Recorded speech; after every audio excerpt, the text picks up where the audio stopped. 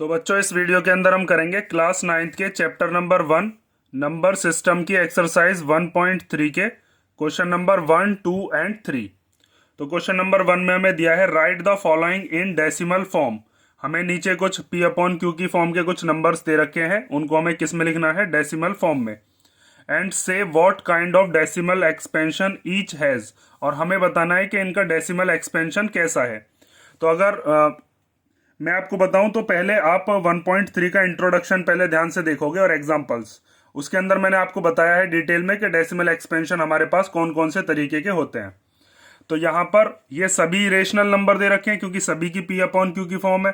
तो यहाँ पर डेसिमल एक्सपेंशन होते हैं दो तरीके के, एक होते हैं जिनको हम कहते हैं टर्मिनेटिंग डेसिमल और एक होते हैं non terminating repeating decimal. Terminating decimal कौन से होते हैं, जिनको जब हम डिवाइड करेंगे तो डिवाइड होने के बाद उनमें रिमाइंडर कुछ नहीं बचता है, मतलब वो पूरे के पूरे टर्मिनेट हो जाते हैं, खत्म हो जाते हैं। दूसरे होते हैं नॉन टर्मिनेटिंग रिपीटिंग डेसिमल। इनके अंदर जब हम डिवीजन करना शुरू करते हैं तो कोई डिजिट रिपीट होनी शुरू हो जाती है। वो एक डिजिट भी हो सकती है, एक से ज्यादा डिजिट भी हो सकती है, जैसे यहाँ पर 6 डिजिट हैं, लेकिन होते दोनों ही कैसे हैं, रेशनल नंबर्स होते हैं। तो हमें क्या काम करना है, इनमें यही बताना है, क्योंकि सभी रेशनल नंबर है। रेशनल नंबर क्या है, जिसको हम किसकी फॉर्म में लिख सकते हैं, पी अपॉन क्यू की फॉर्म में, लेकिन एक कंडीशन है, क्यू की वैल्यू 0 नहीं लेते। तो ये सभी रेशनल नंबर है, इनको हमें बताना है कौन सा टर्मिनेटिंग है और कौन सा नॉन टर्मिनेटिंग रिपीटिंग है। ठीक है। और मैंने आपको ये भी पहचान बता रखी है कि आप देखकर ही बता सकते हो कौन सा टर्मिनेटिंग है और कौन सा नॉन टर्मिनेटिंग रिपीटिंग है। जैसे टर्मिनेटिंग डेसिमल के अंदर क्या होता है कि अगर डिनोमिनेटर के पास जो भी आपके पास नंबर दे रखा है उसके डिनोमिनेटर में अगर फैक्टर आ रहे हैं बस 2 और 5, तो वो कौन सा होता है, फिर वो टर्मिनेटिंग डेसिमल, लेकिन सिंपलेस्ट फॉर्म। और जैसे ये 1/11 है, इसके डिनोमिनेटर में क्या है, इसके डिनोमिनेटर में 2 और 5 के अलावा कोई नंबर आ रहा है, तो इसका मतलब ये कैसा बैठेगा, ये बैठेगा आपका नॉन टर्मिनेटिंग रिपीटिंग डेसिमल। इसके डिनोमिनेटर में 8 है, तो 8 के फैक्टर क्या होते हैं, 2 इंटू 2 इंटू 2। तो अकेला अगर 2 आता है तब भी वो कौन सा माना जाता है, टर्मिनेटिंग। अगर अकेला 2 है तो भी टर्मिनेटिंग, अकेला 5 है तो भी टर्मिनेटिंग, और 2 और 5 मिलाकर दोनों है तो भी कैसा, टर्मिनेटिंग। लेकिन 2 और 5 के अलावा कोई और नंबर नहीं होना चाहिए। ठीक है। ये डिटेल्स मैंने आपको एक्सरसाइज 1.3 में और एक्सरसाइज 1.1 में बता रखी हैं, वो चीज जरूर देखना, फिर आपको ये एक्सरसाइज बिल्कुल मक्खन लगेगी। तो सबसे पहला हम देखते हैं, इसके अंदर हमें दिया है 36/100। तो वैसे तो हमें पता है कि जब यहाँ पर नीचे 2 जीरो दे रखे हैं तो 2 डिजिट से पहले पॉइंट लगा देंगे, 0.36 हो जाएगा। और अगर आप चाहो तो इसको डिवाइड करके भी शो कर सकते हो, मैं आपको डिवाइड करके बता रहा हूँ, वैसे तो डायरेक्ट लिख सकते हैं 0.36। तो देखिए यहाँ पर 36 को आपको डिवाइड करना है किससे, 100 से। तो 100 के टेबल में 36 तो आएगा नहीं, तो ना जाने की क्या लगा लेंगे, 0। फिर पॉइंट लगाकर यहाँ पर 0 बढ़ा लेंगे, 100 3 जा 300 हो गया। अब 360 में से 300 को माइनस करेंगे तो 60 आएगा। पॉइंट लगा हुआ ही है तो फिर से 0 बढ़ा सकते हैं हम, और 100 6 जा कितना हो जाएगा हमारे पास, 600। जब इसमें से इसको माइनस करेंगे तो कुछ नहीं बचा। तो जब रिमाइंडर कुछ नहीं बचे तो हम कह सकते हैं कि वो वाला जो नंबर है वो कैसा है, वो है टर्मिनेटिंग डेसिमल। तो आप लिख सकते हो कि 36/100 जो हमारे पास दे रखा था वो है 0.36। पॉइंट के बाद ये पूरा का पूरा कैंसिल आउट हो चुका है, और इस तरीके के नंबर्स को हम क्या कहते हैं, ये है अपना टर्मिनेटिंग डेसिमल। ठीक है। अब हम देखते हैं इसका सेकंड पार्ट। तो सेकंड में हमें दिया है कि 1 को डिवाइड करिए किससे, 11 से। तो कर लेते हैं। इसके अंदर हमें क्या करना है, 1 को लिखना है अंदर और 11 को लिखना है बाहर। तो 11 के टेबल में 1 तो आना नहीं, तो ना जाने की क्या लगा देते हैं, 0। फिर पॉइंट लगाकर क्या बढ़ाई हमने, 0 बढ़ा ली। अब 11 के टेबल में 10 भी नहीं आता, तो फिर से 0 लगाएंगे। ठीक है। और फिर यहाँ पर एक 0 और बढ़ाएंगे। ठीक। अब उसके बाद 11 के टेबल में 100 से छोटा देखना है आपको, तो 11 9 जा कितना होता है, 99। और 100 में से 99 गया तो कितना बचा, 1। 1 को ही डिवाइड करने चले थे, दोबारा से 1 आ गया, मतलब ये डिजिट्स जो हैं अब ये क्या होने लग जाएंगे, रिपीट। आप चाहो तो आगे देखो, पॉइंट के बाद मतलब पॉइंट लगा हुआ है तो फिर से यहाँ पर क्या बढ़ा लेते हैं, 0। अब 11 के टेबल में 10 तो आता नहीं, तो फिर दोबारा से ना जाने की 0। फिर उसके बाद पॉइंट लगा हुआ है, फिर से 0 बढ़ा ली, तो 11 9 जा कितना हो गया, 99। फिर दोबारा कितना आ गया अपने पास, 1। पॉइंट लगा हुआ है, फिर से 0 बढ़ा ली। अब 11 के टेबल में 10 तो आता नहीं, तो ना जाने की 0। फिर यहाँ पर पॉइंट लगा हुआ है तो फिर से 0 बढ़ा ली, और 11 9 जा 99। तो अब आप समझ गए होगे ये कभी भी खत्म तो होना नहीं, ये यही आता रहेगा 0.090909। तो इसके आगे क्या करते हैं हम, डैश डैश डैश लगा देते हैं कि इसके आगे भी सॉल्व होगा। तो 1/11 जो है इसको हम लिख सकते हैं 0.09 का बार। कौन कौन से डिजिट रिपीट हो रही है इसमें, 090909। तो ऐसे नंबर जो कि पूरे के पूरे टर्मिनेट ना हो तो उनको हम क्या कहते हैं, नॉन टर्मिनेटिंग। क्योंकि ये पूरा टर्मिनेट तो हो नहीं रहा, क्योंकि इसका रिमाइंडर 0 तो आया नहीं है, लेकिन इसके अंदर क्या होने लगा है, कोई ना कोई डेसिमल रिपीट होने लग गया है, इसलिए हम इसको कह देते हैं नॉन टर्मिनेटिंग रिपीटिंग डेसिमल। ठीक है, तो ये हो गया आपका सेकंड वाला पार्ट। अब हम देखते हैं इसका थर्ड पार्ट। तो थर्ड पार्ट में हमें मिक्स्ड फ्रैक्शन के अंदर एक हमें नंबर दे रखा है, तो पहले से इम्प्रॉपर फ्रैक्शन में चेंज करेंगे। तो इस 8 की मल्टीप्लीकेशन इधर कर देंगे, 8 4 जो कितना हो जाएगा 32, और ये वाला नंबर क्या कर देते हैं उसे प्लस। ऐसे तो करते हैं मल्टीप्लाई, 8 4 जो 32, और 32 और 1 कितना हो गया 33। तो आप इसको लिख सकते हो 4 होल 1/8 को हम क्या लिख सकते हैं, 33/8। तो अब 33 को आपको डिवाइड करना है 8 से। तो 8 4 जा कितना हो गया 32, कितना बचा 1। फिर पॉइंट लगा कर क्या बढ़ा सकते हैं 0। फिर 8 1 जा 8, कितना बचा 2, पॉइंट लगवाइए फिर से 0 बढ़ा लो। तो 8 2 जा कितना हो गया 16, कितना बचा 4, पॉइंट लगा हुआ है तो फिर से 0 बढ़ा सकते हैं। तो 8 5 जा कितना हो गया अपने पास 40, और उसके बाद अपना रिमाइंडर कुछ नहीं बचा। तो इसका मतलब हम इसको लिख सकते हैं 4 होल 1/8 जो है इसका मतलब है 4.125। ये इसका डेसिमल एक्सपेंशन हो गया। अब रिमाइंडर अगर 0 आ जाए तो इसका मतलब वो फिर पूरा टर्मिनेट हो चुका है, उसको हम क्या लिखेंगे, ये है टर्मिनेटिंग डेसिमल। ठीक है, ये चीज आप समझ गए होगे। 3 पार्ट हो गए, अब हम देखते हैं इसका फोर्थ पार्ट। तो फोर्थ पार्ट में हमें दिया है 3/13। तो आपको क्या करना है, अब यहाँ पर 3 को डिवाइड करना है 13 से। जो भी न्यूमरेटर होता है ना उसको डिवाइड करते हैं। तो 3 को डिवाइड करेंगे 13 से। तो 13 के टेबल में 3 तो आना नहीं, तो ना जाने की क्या लगा लेंगे यहाँ पर 0। फिर पॉइंट लगाकर यहाँ पर क्या बढ़ा देंगे 0। तो 13 के टेबल में 30 से छोटा आता है 13 2 जा 26, कितना बचा 4। अब पॉइंट लगा हुआ है तो हम कितनी बार भी 0 बढ़ा सकते हैं, तो हमने यहाँ पर एक बार 0 बढ़ाई। अब 13 के टेबल में 40 से छोटा कितना आता है, 13 3 जा 39, कितना बचा 1, पॉइंट लगा हुआ था फिर से 0 बढ़ा ली। अब 13 के टेबल में 10 तो आता नहीं, तो फिर यहाँ पर क्या लगानी पड़ेगी, अब ना जाने की 0। फिर पॉइंट के पास जाओ, पॉइंट लगा हुआ ही है तो फिर से 0 बढ़ा ली। अब 13 7 जा कितना होता है 91, इसमें से इसको माइनस करेंगे तो 9 आएगा, फिर से 0 बढ़ा सकते हैं पॉइंट की वजह से। अब 90 से छोटा देखना है आपको, तो 36 जा 13 6 जा कितना हो गया 78, माइनस करो 10 में से 8 गया तो 2, यहाँ पर 8 बचे, 8 में से 7 गया तो 1। फिर पॉइंट लगा हुआ ही है तो फिर से 0 बढ़ा ली। अब 13 9 जा कितना होता है अपना 117, कितना बचा 3। देखो शुरुआत में हम 3 को ही डिवाइड करने चले थे 13 से, दोबारा से 3 आ गया, इसका मतलब ये वाली सारी स्टेप्स फिर दोबारा से रिपीट होंगी। तो अब हम क्या करेंगे, इसी के ऊपर क्या लगा देंगे, बार लगा देंगे कि ये जो डिजिट्स हैं 1 2 3 4 5 6, ये 6 डिजिट इसके अंदर अब रिपीट होना शुरू हो जाएंगी। तो आप क्या लिख सकते हो, 3/13 का मतलब है 0.230769, मतलब ये डिजिट जो है बार बार आएंगी, इसीलिए इनके ऊपर क्या लगा दिया, बार। और इसका मतलब ये कौन सा हो गया, ये हो गया आपका नॉन टर्मिनेटिंग, क्योंकि टर्मिनेट तो पूरा हुआ नहीं है। तो आप लिखोगे नॉन टर्मिनेटिंग रिपीटिंग डेसिमल। ठीक है, क्योंकि इसके अंदर टर्मिनेट यह हुआ नहीं है लेकिन रिपीट होने लग गए हैं आपके 6 डिजिट।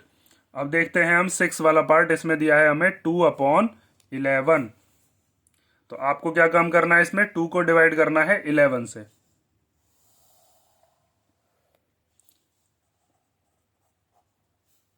तो 2 लिखेंगे अंदर और 11 लिखेंगे बाहर। तो 11 के टेबल में 2 तो आना नहीं, तो ना जाने की 0, फिर पॉइंट लगाकर क्या बढ़ा लेते हैं 0। अब 11 बन जाए कितना हो जाएगा 11, 20 में से 11 गया तो कितना बचा 9, पॉइंट लगा हुआ है तो फिर से 0 बढ़ा लेते हैं। अब 11 8 जा कितना हो जाएगा 88, कितना बचा 2। अब देखो 2 को ही डिवाइड करने चले थे, दोबारा से 2 आ गया, तो इसका मतलब ये डिजिट क्या होनी है, अब रिपीट होती रहेंगी। एक बार और करके दिखा देता हूँ, चलो पॉइंट लगा हुआ है ये, तो फिर से 0 बढ़ा सकते हैं। अब 11 बन जाए कितना हो जाएगा 11, कितना बचा 9, पॉइंट लगा हुआ है तो फिर से 0 बढ़ा दिया। अब 11 8 जा कितना हो गया 88, फिर दोबारा 2 आ गया। तो ये तो यही चीज़ रिपीट होती रहेगी ना।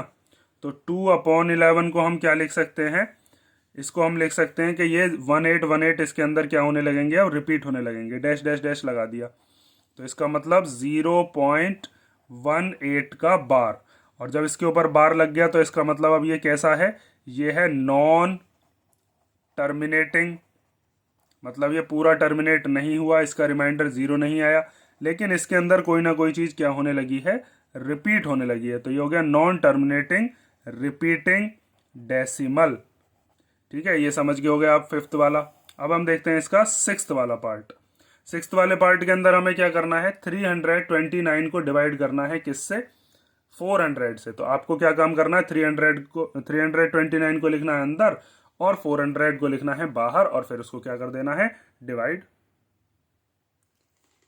अच्छा देखो, ये इसमें रिकॉर्डिंग नहीं हुई है शायद, लेकिन यहाँ पर डिवाइड मैं आपको समझा देता हूँ कि 400 को हमें 400 से डिवाइड करना है 329 को। तो 400 के टेबल में 329 तो आना नहीं, तो आप क्या काम करोगे, ना जाने की 0 लगाओगे, पॉइंट लगाकर क्या बढ़ा लोगे यहाँ पर 0। अब 4 8 जा कितने होते हैं 32, और ये 2 0 ऐसे ही, मतलब 400 की 8 में मल्टीप्लीकेशन करेंगे तो 3200, माइनस करेंगे तो 90 आ जाएगा। उसके बाद पॉइंट लगा हुआ है ये, तो फिर से 0 बढ़ा ली हमने। फिर 400 2 जा कितना हो जाएगा 800, 900 में से 800 गया तो कितना बचेगा 100, पॉइंट लगा हुआ है ये, तो फिर से 0 बढ़ा लिया हमने। फिर अब 1000 से छोटा देखा हमने, तो 400 2 जा कितने होते हैं 800, तो यहाँ से 200 बचा। फिर पॉइंट लगा हुआ है तो फिर से 0 बढ़ा ली ये वाली हमने। अब 4 के टेबल में हमने देखा कि 20 आता है 5 बार, तो 400 5 जा कितना हो जाएगा 2000, भाई 4 ये 20 हो गया और 2 0 ये वाले हो गए, तो माइनस करके कितना आया यहाँ पर 0। और जब रिमाइंडर कुछ नहीं बचा तो इसका मतलब ये कौन सा कहलाएगा, टर्मिनेटिंग डेसिमल, क्योंकि यहाँ पर देखो पॉइंट के बाद 4 डेसिमल प्लेसेस के बाद ये पूरा का पूरा सॉल्व हो चुका है। ठीक है, शायद ये रिकॉर्ड नहीं हुआ होगा इसलिए मैंने दोबारा से ये बता दिया है, आवाज़ नहीं आई होगी जब मैंने ये लिखा था। तो ये हो गया क्वेश्चन नंबर फर्स्ट। अब हम देखते हैं इसका क्वेश्चन नंबर सेकंड। तो क्वेश्चन नंबर सेकंड हमें दिया है, you know that 1/7 equal to ये होता है 0.142857, और ये 6 डिजिट इसमें रिपीट होने लगती हैं, इसीलिए इसके ऊपर क्या लगा देते हैं बार। और ये चीज़ मैंने आपको इंट्रोडक्शन में भी करके दिखाई थी, जब हमने 1.3 का इंट्रोडक्शन किया था, वहां पर भी हमने डिवाइड करके देखा था। देखो यहाँ पर जब आप 1 को डिवाइड करोगे किससे 7 से, तो इसमें क्या आना लग जाएगा आपका 0.142857, ये डिजिट क्या होने लग जाती है, रिपीट होने लग जाती है। तो आपसे ये कहा गया है, can you predict what the decimal expansion of 2/7, 3/7, 4/7, 5/7, 6/7 are. तो क्या आप बता सकते हो कि इन सब का डेसिमल एक्सपेंशन क्या होगा without actually doing the long division, और आपको बिना डिवाइड करके बताना है। और कैसे करोगे आप, वो भी आपको शो करके दिखाना है यहाँ पर कि आपने कैसे किया है ये। तो देखो बहुत सिंपल है ये वाला क्वेश्चन। इसके अंदर हमें क्या करना है, सबसे पहले हमें दे रखा है 1/7 की वैल्यू कितनी है 0.142857, और इसके ऊपर क्या दे रखा है बार। तो अब आपको सबसे पहले किसकी वैल्यू निकालनी है 2/7 की। तो 2/7 को क्या मैं ऐसे लिख सकता हूं 2 मल्टीप्लाई 1/7, भाई 2 1 जा 2 ही तो होंगे, तो ये 2 मल्टीप्लाई 1/7 का मतलब 2/7 ही है। तो अब इसको हम क्या काम करेंगे, 2 को तो ऐसे ही लिख लेंगे, और इस 1/7 की वैल्यू हमें क्वेश्चन में ही दी है, तो 0.142857 का बार। हम मल्टीप्लाई तो कर सकते हैं, इसने कहा था डिवाइड मत करना, मल्टीप्लाई तो कर सकते हैं, तो मल्टीप्लाई कर दो अब इसकी। तो यहां पर आप मल्टीप्लाई करोगे 2 7 जा 14 का 4 कैरी 1, फिर 2 5 जा 10 और 1 कितने हो गए 11, तो 11 का 1 कैरी 1, फिर 2 8 जा 16, 16 और 1 कितने हो गए 17, तो 17 का 7 कैरी 1, फिर 2 2 जा 4 और 1 कितने हो गए 5, फिर ऐसे ही 2 4 जा कितने हो जाएंगे 8, और फिर 2 1 जा 2, फिर पॉइंट लगाएंगे 2 0 जा 0, और यहाँ पर क्या लग गया इसके ऊपर बार। ठीक है, सिंपल मल्टीप्लिकेशन करनी है। जैसे अब 3/7 दे रखा है, तो आपको क्या करना है 3 की मल्टीप्लाई 1/7 में, तो 3 मल्टीप्लाई 1/7 की वैल्यू कितनी है, ये रही 0.142857 और इसका क्या बार। अब आपको क्या कर देनी है, इनकी मल्टीप्लीकेशन। तो 3 7 जा 21 का 1 कैरी 2, ठीक है। 3 5 जा 15 और 15 और 2 कैरी वाले प्लस करके कितना हो गया 17। तो 17 का कितना आ गया 7, के कैरी कितना बचा 1। फिर 3 8 जा 24 और 1 25 का 5 कैरी 2। फिर 3 2 जा 6, 6 और 2 कितने हो जाएंगे 8। फिर 3 4 जा 12 का 2 कैरी 1। फिर 3 1 जा 3 और 1 कितना हो गया 4। तो ये आ गया 0.428571। अब आप समझ गए होगे। उसके बाद क्या करना है अपने को, 4/7 का। तो 4 की मल्टीप्लीकेशन 1/7 में। तो इसका मतलब 4 इंटू 1/7 की वैल्यू हमें पता ही है 0.142857 का बार।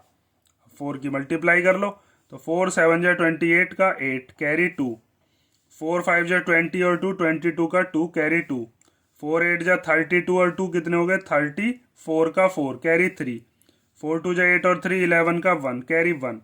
4 4 जा 16 और 16 और 1 कितने हो गए 17। तो 17 का 7 कैरी 1।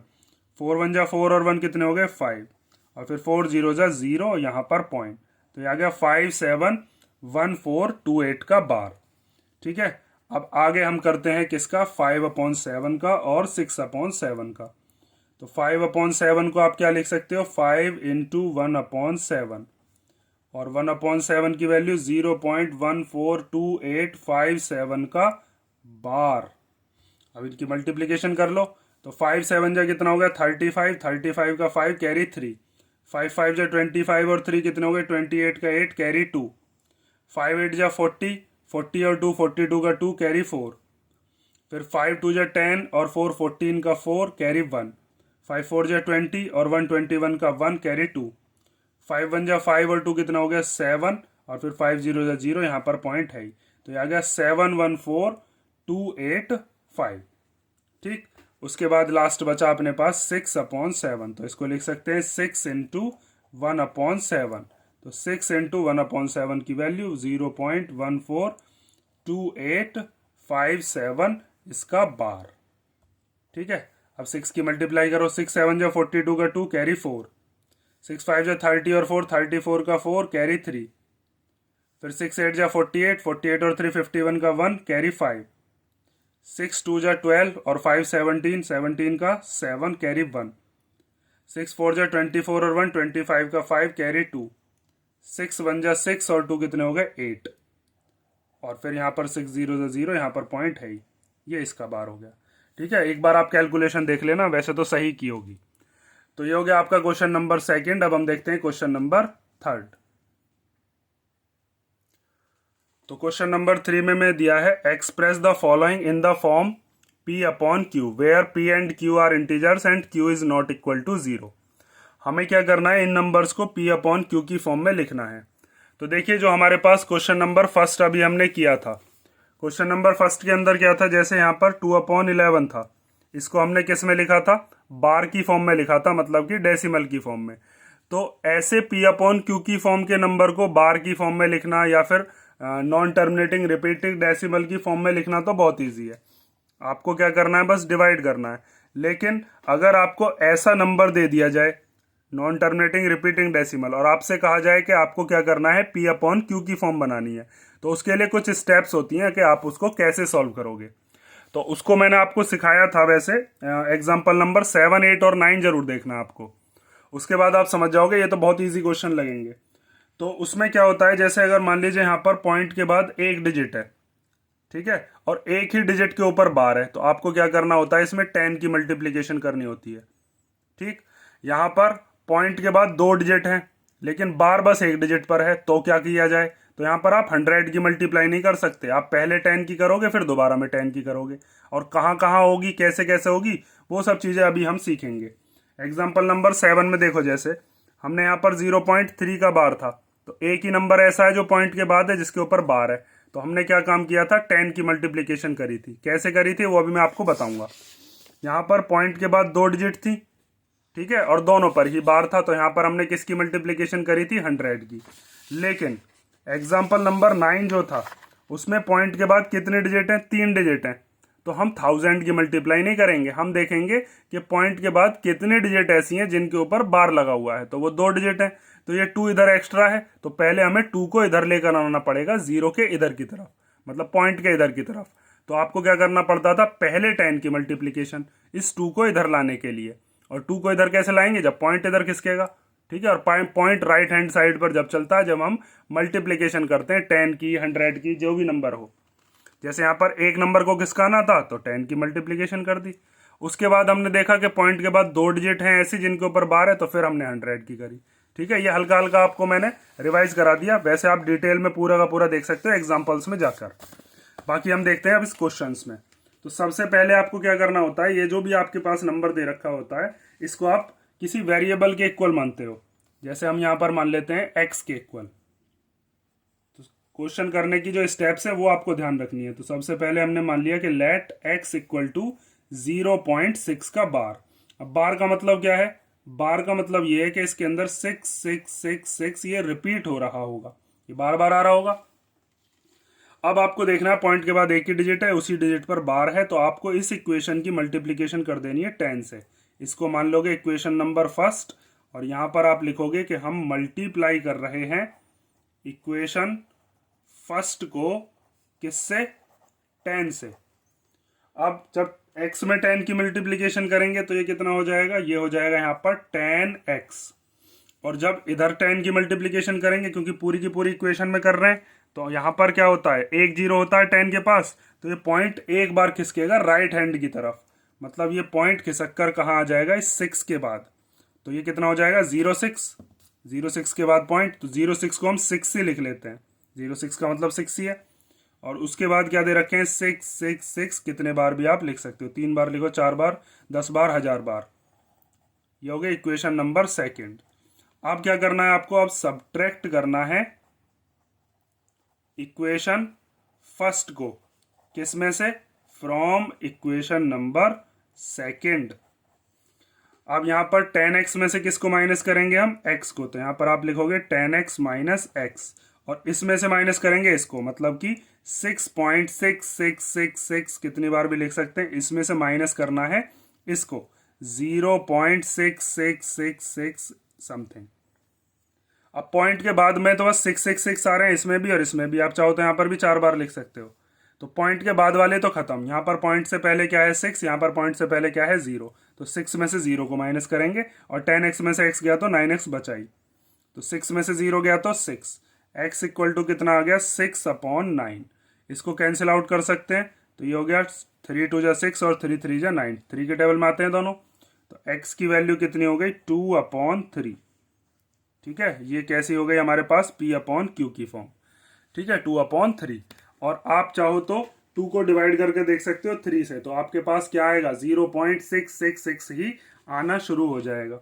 जैसे आप क्या काम करते हो, 2 को डिवाइड करते हो किससे, 3 से, तो ना जाने की 0 लगाओगे, पॉइंट लगाकर 0, तो 3 6 जा कितना हो जाएगा 18, 2 बचा, पॉइंट लगा हुआ है, फिर से 0 बढ़ा ली, 3 6 जा 18, फिर 2 आ गया, फिर पॉइंट लगा हुआ है, फिर से 0, 3 6 जा 18, तो यही आता रहेगा ना 0.66 का बार।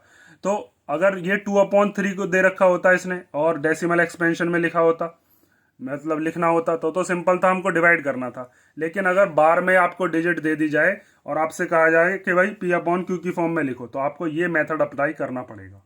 ठीक है, अब हम देखते इसका सेकंड पार्ट।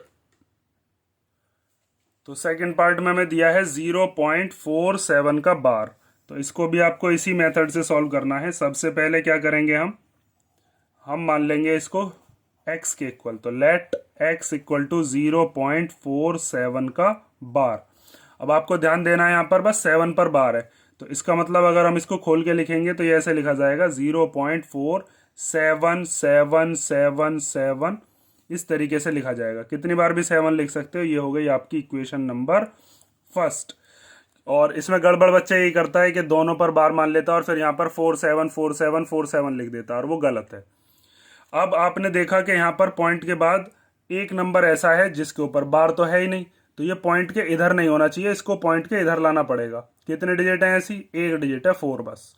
तो आपको क्या करना पड़ेगा, इस पॉइंट को इधर खिसकाना पड़ेगा एक बार, क्योंकि आपको एक डिजिट को इधर लाना है। तो आप पहले इसमें 10 की मल्टीप्लीकेशन करोगे, ठीक है, क्योंकि कई बच्चे क्या करते हैं डायरेक्ट 100 की मल्टीप्लीकेशन कर देते हैं, वो आंसर फिर गलत है। तो आपको पहले मल्टीप्लीकेशन करनी है किसकी, 10 की। तो आप लिखोगे multiply equation number first by 10। तो x में जब 10 की मल्टीप्लीकेशन करेंगे तो 10x, ये पॉइंट खिसक के 4 के बाद लग जाएगा, तो 0 4 हो जाएगा। 0 4 को हम 4 ही लिख लेते हैं, अब 4 के बाद आ गया पॉइंट। उसके बाद क्या है, यहाँ पर लिखा हुआ 7 7 7 7, कितनी बार भी आप लिख सकते हो। ये हो गई आपकी इक्वेशन नंबर सेकंड।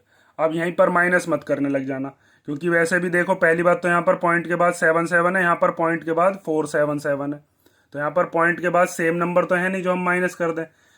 तो अब आपको क्या करना है, अब आपको देखना है कि अभी हमने उस वाले नंबर की तो मल्टीप्लिकेशन करी नहीं जिसकी वजह से हमने देखा था कि इसके ऊपर बार लगा हुआ है, अभी तो बस हमने 4 को इधर लिया है। तो अब हमने देखा पॉइंट के बाद एक डिजिट ऐसी है जिसके ऊपर बार लगा हुआ है, तो अब आपको किसकी मल्टीप्लिकेशन करनी है, 10 की और करनी है। पहले 10 की क्यों करी थी, इस 4 को इधर लाने के लिए। तो अब आप लिखोगे मल्टीप्लाई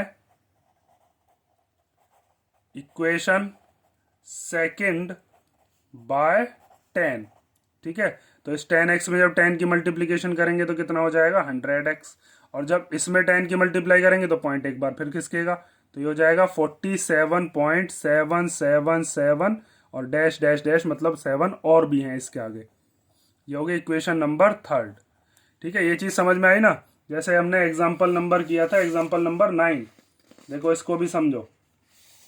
एग्जाम्पल नंबर 9 के अंदर क्या था, 0.235 था, तो यहाँ पर पॉइंट के बाद एक डिजिट ऐसी है जिसके ऊपर बार नहीं था, तो पहले हमने किसकी मल्टीप्लिकेशन करी, 10 की, ठीक है। फिर हम वहीं पर नहीं रुकेंगे, उसके बाद हमने देखा कि पॉइंट के बाद कितनी डिजिट ऐसी हैं अब जिनके ऊपर बार लगा हुआ है, 2 डिजिट, तो आपको फिर किसकी मल्टीप्लिकेशन करनी है, 100 की।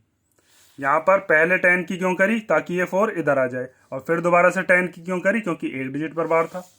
यहाँ पर पहले 10 की क्यों करी, क्योंकि पहले 2 को इधर लाना था, और फिर 100 की क्यों करी, क्योंकि 2 डिजिट पे बार था, ठीक है। अब माइनस कर दो बस। तो यहाँ पर अब आप क्या लिखोगे, अब हम यहाँ पर लिखेंगे subtract equation number second from equation number third, ठीक है, क्योंकि पॉइंट के बाद अब इन्हीं में तो मैच हो रहा है, इसमें भी 7 7 7, और चाहो और 7 लिख लो। और यहाँ पर 100 में से किसको माइनस करेंगे, 100x माइनस 10x, और इधर पॉइंट के बाद वाले तो खत्म ही हो जाएंगे, आप चाहो तो ये वाली स्टेप भी लिख सकते हो। मैं यहाँ पर पॉइंट से पहले वाले आपको दिखा रहा हूँ। 47 में से किसको माइनस करेंगे, 4 को, तो यहाँ पर लिखेंगे 47 माइनस 4, ये वाली डिजिट जो है ये 0 हो गई, पॉइंट के बाद वाले बिल्कुल सेम नंबर हैं। तो 100x में से 10x गया तो कितना बचा, 90x, और 47 में से 4 गया तो कितना बचा, 43। तो x की वैल्यू कितनी आ गई, 43/90। ये हो गया अपना p/q की फॉर्म। और अगर आप 43 को 90 से डिवाइड करोगे तो यही आएगा आपका 0.4, और फिर उसके बाद 7 7 7 7 रिपीट होने लगेंगे, ठीक है। ये हो गया आपका सेकंड पार्ट। अब हम देखते हैं इसका थर्ड पार्ट। तो थर्ड पार्ट में हमें दिया है 0.001, और इसके ऊपर क्या लगा हुआ है, बार। तो सबसे पहले आपको क्या करना है, सबसे पहले इसको x के इक्वल मान लेना है। लेट x इक्वल टू 0.001 का बार, और इस पे 3 डिजिट है और तीनों पे ही बार लगा हुआ है, तो बहुत सिंपल है। तो इसको लिखेंगे 001 001 001, मतलब ये वाले डिजिट जो है इसके अंदर क्या हो रही हैं, रिपीट हो रही हैं, ठीक है। इसके आगे क्या लगा सकते हो, डैश डैश डैश। ये हो गई आपकी इक्वेशन नंबर फर्स्ट। अब आपको ज़्यादा सोचना नहीं है, पॉइंट के बाद 3 डिजिट है और तीनों के ऊपर ही बार है, तो 3 डिजिट के लिए क्या करेंगे हम, 1000 की मल्टीप्लाई।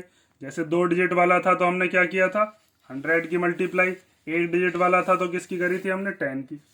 देखो जैसे यहाँ पर है 1.27, पॉइंट के बाद 2 डिजिट हैं जिनके ऊपर बार है, तो सीधी सीधी किसकी मल्टीप्लिकेशन, 100 की। ऐसे यहाँ पर पॉइंट के बाद 3 डिजिट हैं तो सीधी सीधी किसकी मल्टीप्लिकेशन कर दो, 1000 की। तो यहाँ पर आप लिखोगे multiply equation number first by 1000। तो जब यहाँ पर x में मल्टीप्लिकेशन करेंगे 1000 की, तो ये हो जाएगा 1000x। अब 1000 में 3 जीरो है तो पॉइंट कितनी बार कूदेगा, 3 बार, और ये पॉइंट कूद कर कहाँ आ जाएगा, यहाँ से यहाँ पर, इस जगह पर। ठीक है, तो यहाँ पर अब आप क्या लिख सकते हो, यहाँ पर आप लिखोगे 0 0 0 और फिर 1 के बाद पॉइंट, 0 0 0 1, उसके बाद क्या पॉइंट, और फिर उसके बाद पॉइंट के बाद क्या चलेगा, फिर 0 0 1 0 0 1 0 0 1, ऐसे चलेगा ना, 0 0 1 0 0 1। और भी है, आप चाहो तो और भी लिख सकते हो। तो ये हो गया इक्वेशन नंबर सेकेंड। अब आप इस वाली इक्वेशन में ये जो 0 0 0 1 है, इसको बस हम 1 भी लिख सकते हैं। चलो अगली स्टेप में बताता हूँ, पहले हम सब्ट्रैक्ट कर लेते हैं। तो आपको क्या करना है, subtract equation number first from equation number second. तो 1000x में से किसको माइनस करेंगे, x को। तो यहाँ पर आप लिखोगे 1000x माइनस एक्स। पॉइंट के बाद वाले तो बिल्कुल सेम है, यहाँ पर पॉइंट के बाद वाले कितने हैं, 0 0 1 0 0 1, यहाँ पर भी यही है 0 0 1 0 0 1। अब ऐसा मत सोचना कि यहाँ पर तो 3 बार लिखा हुआ है 0 0 1, यहाँ पर 2 बार है। और भी लिखना चाहो तो और भी लिख सकते हो, और लिख लो इसके आगे, जितनी बार चाहो उतनी बार लिख सकते हो। तो पॉइंट के बाद वाला तो बिल्कुल सेम है, वो तो खत्म हो गया। पॉइंट से पहले क्या है, यहाँ पर ये लिखा हुआ है बस 0 0 0 1 और माइनस यहाँ पर क्या है 0। तो 0 0 0 1 को 1 ही तो कहते हैं, ये कोई 1000 तो लिखा हुआ नहीं है। ठीक है, इसके आगे कितने भी जीरो लगा लो 1 ही माना जाएगा ये। तो 1000x में से 1x गया तो कितना आ गया, 999x, और इसका मतलब 1 ही है।